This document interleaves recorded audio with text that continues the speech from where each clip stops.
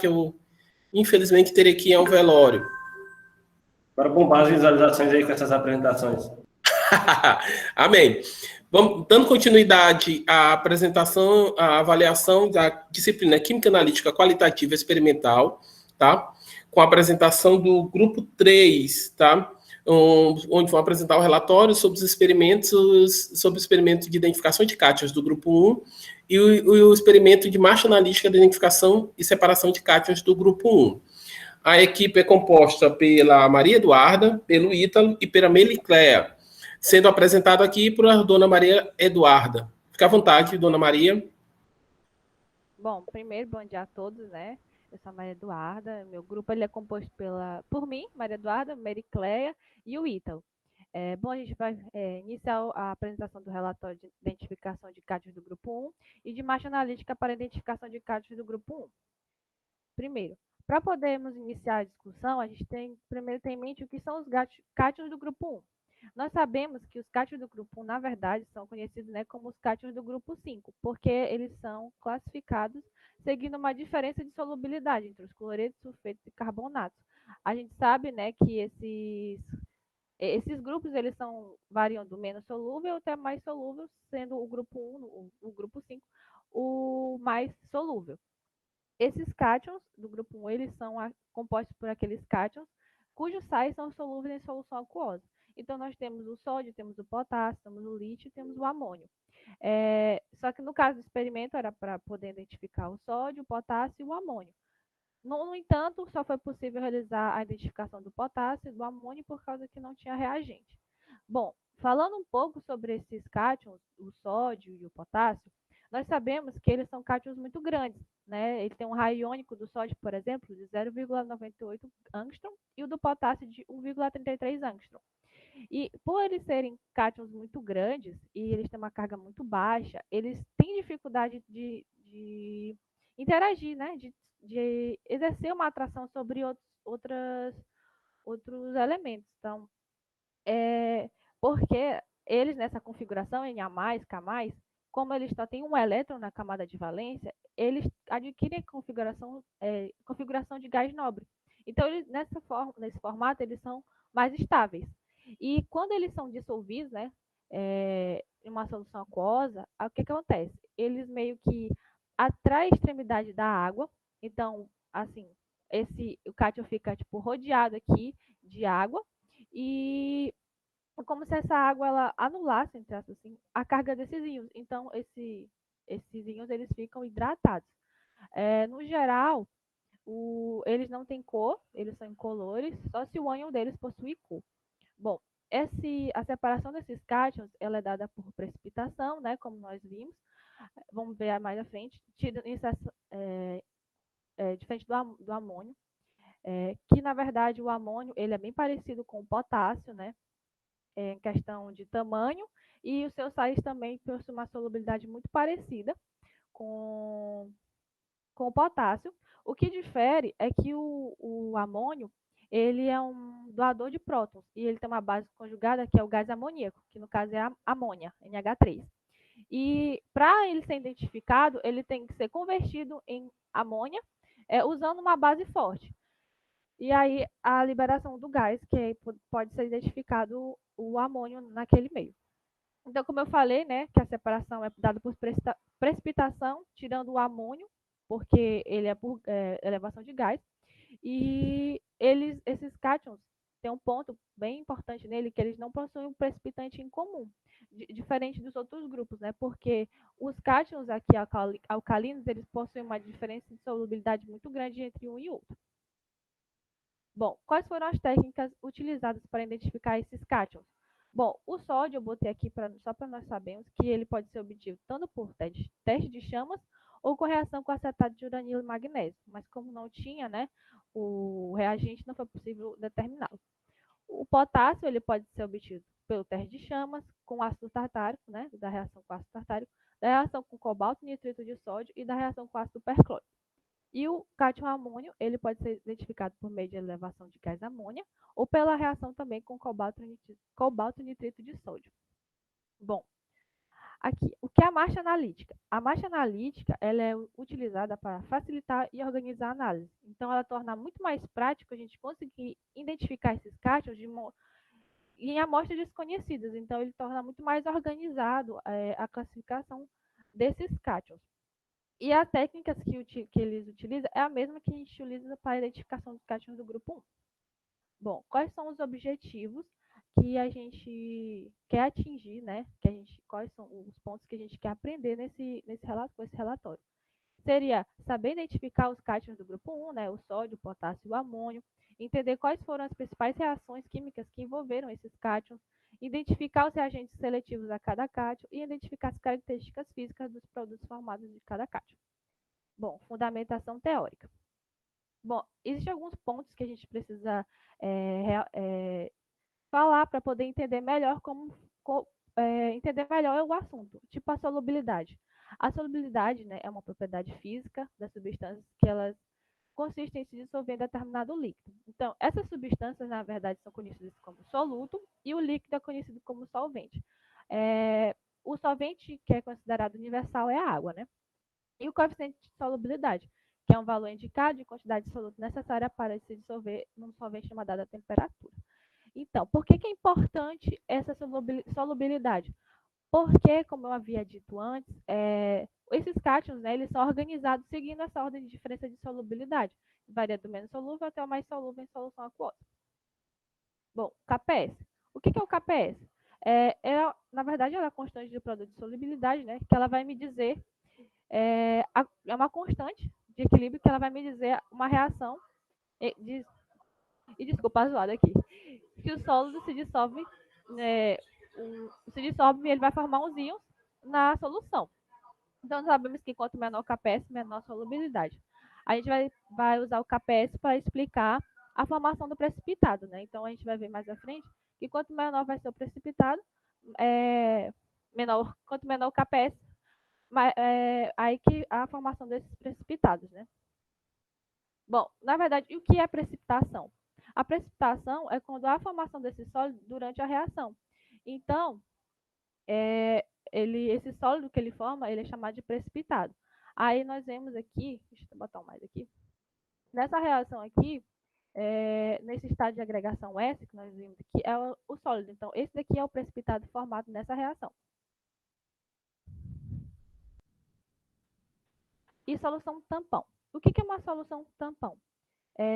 São aquelas soluções que o pH não é alterado quando é adicionado um ácido ou uma base forte. Então, a gente usa a solução tampão para determinar o potássio, né, a partir da reação com ácido tartárico. Mais à frente eu vou explicar mais um pouco como é que funciona essa solução tampão. E a fenolftaleína, que ela é utilizada, né, para poder identificar o gás amoníaco, e ela, no caso, é um indicador ácido-base sintético, que quando ela entra em contato com ácido, ela fica incolor, e meio básico ela muda de cor, ela fica rosada, dependendo assim da concentração da base. Bom, esses são os pontos que foi levantado para poder compreender melhor o assunto. Bom, procedimentos materiais utilizados. Então, materiais foi utilizado o tubo de ensaio, o bastão de vidro e o becker. E reagentes. Na parte A, que eu denominei como identificação dos cátions do grupo 1, é utilizado soluções 0,2 mol por litro de sais do potássio do amônio. Botei aqui o sódio só porque mais à frente eu expliquei só como que funciona um pouco a identificação dele, mas não foi realizado, infelizmente. A solução do hidróxido de sódio, 4 mol por litro. A solução do hidróxido de amônio, 1,0 mol por litro. Solução de ácido tartárico, 1,0 mol por litro. A solução de cobalto de sódio também não foi possível, não foi utilizada, mas ela era para poder determinar o potássio e o amônio, mas não tinha reagente. A solução de acetato de urânio e magnésio também, que era para determinar o sódio. O álcool etílico, a solução alcoólica de fenolftaleína 0,5 mol. 0,5%, na verdade. E a parte B, que é a marcha analítica para a identificação de cátions do grupo 1, e esses foram os reagentes utilizados, que é a amostra sintética contendo os cátions, a solução de hidróxido de sódio, 4 mol por litro, a solução de ácido tartárico, 1,1 mol por litro, a solução alcoólica de acetato de urânio e magnésio, não foi utilizado, mas me coloquei aqui, e a fenolftaleína. Bom, para determinar o sódio, usando a reação de acetato por urânio e magnésio, é adicionado 3 gotas da solução no tubo de ensaio, adicionar gotas de solução de acetato de uranilo e magnésio, agita a solução e observa os resultados. Como eu botei aqui, não foi possível realizar o experimento por falta do reagente. Bom, agora com determinação do potássio. Da reação com ácido tartárico, é adicionado 3 gotas de solução contendo potássio, né, no caso cloreto de potássio, adiciona o acetato de sódio para tamponar o meio, adiciona o ácido tartárico e agita a solução e fricciona as paredes do tubo para melhorar a formação dos precipitados e observa os resultados. A reação com cobalto nitrito de sódio, adiciona uma gota da solução contendo potássio, o cloreto de potássio, como eu havia dito antes, adiciona o cobalto nitrito de sódio e agita a solução. Também não foi possível realizar esse experimento aqui.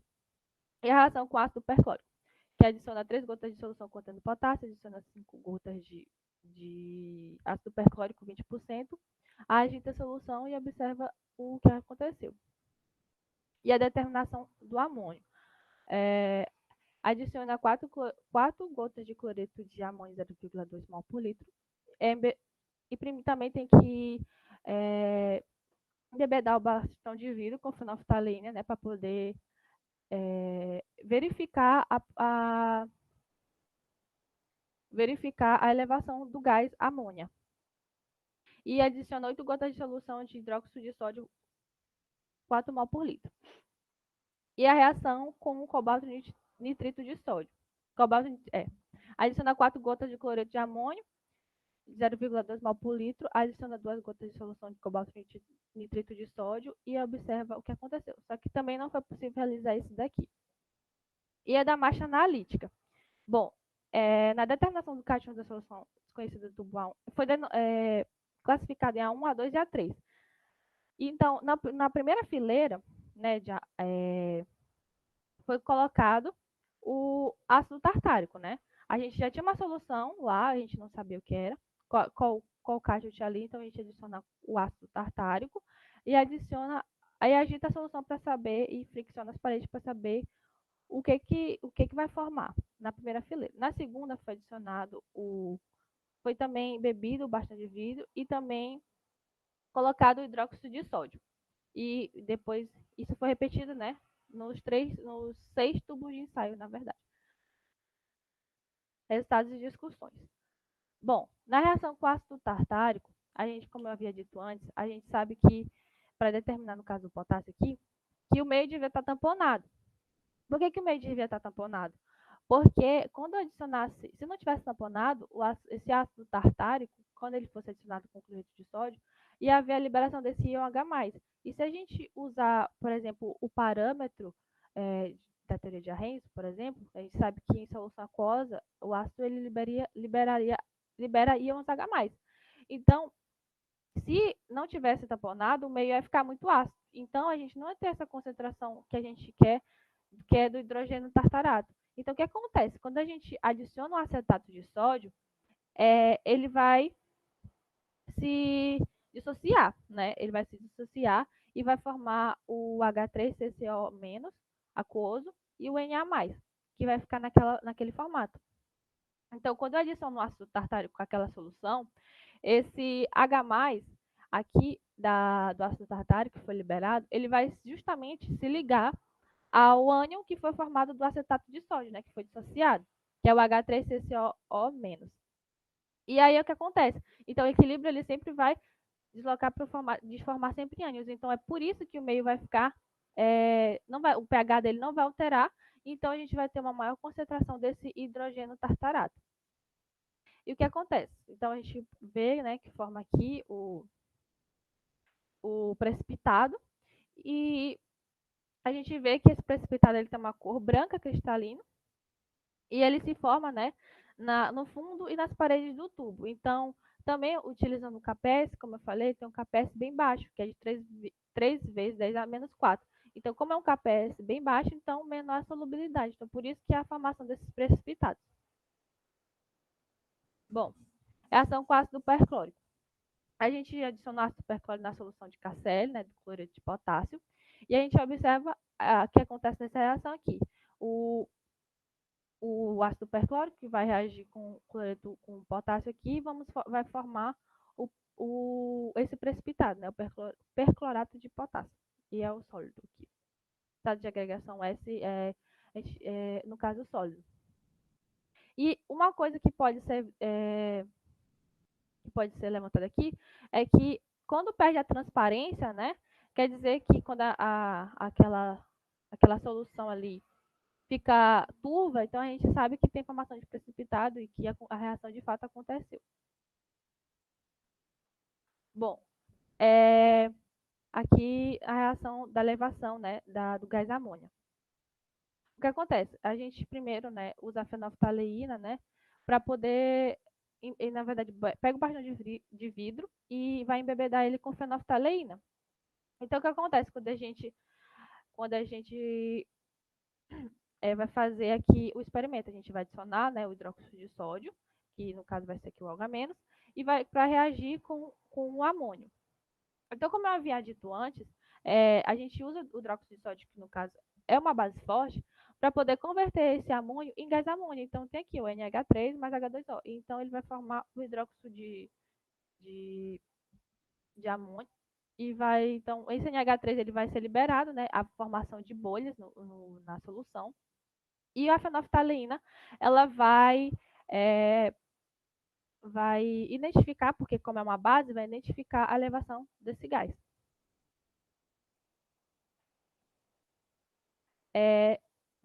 E aqui é a reação, né, da marcha analítica. Aqui, quando a gente adiciona o ácido tartárico na amostra A1 e A2, e foi dividido em duas, após agitar o tubo, a gente percebe que tem a formação do precipitado, né, de cor branca, cristalina, e confirma o cátion, que no caso é o potássio. Só que na última amostra, a gente vê que não foi o que aconteceu, não formam esses cristais. E o B1, B2, B3 é utilizado aqui só para indicar a segunda fileira, né, de tubos de ensaio.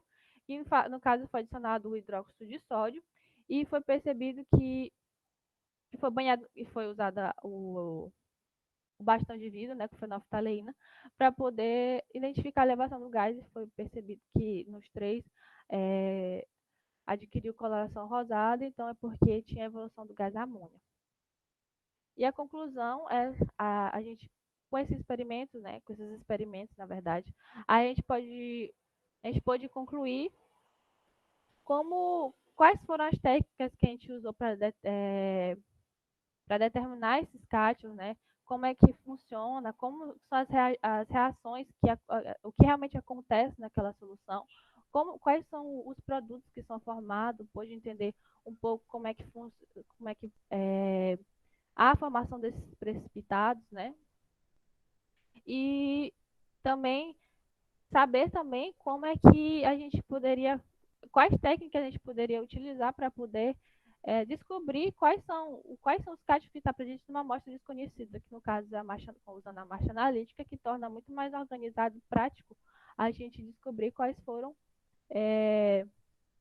cátions estão ali presentes. E é isso. Muito obrigada pela atenção. Posso para a apresentação aqui, professor? O senhor está mutado. Obrigado, Maria Eduarda. Parabéns pela apresentação. Eu vou aqui parar a gravação, tá?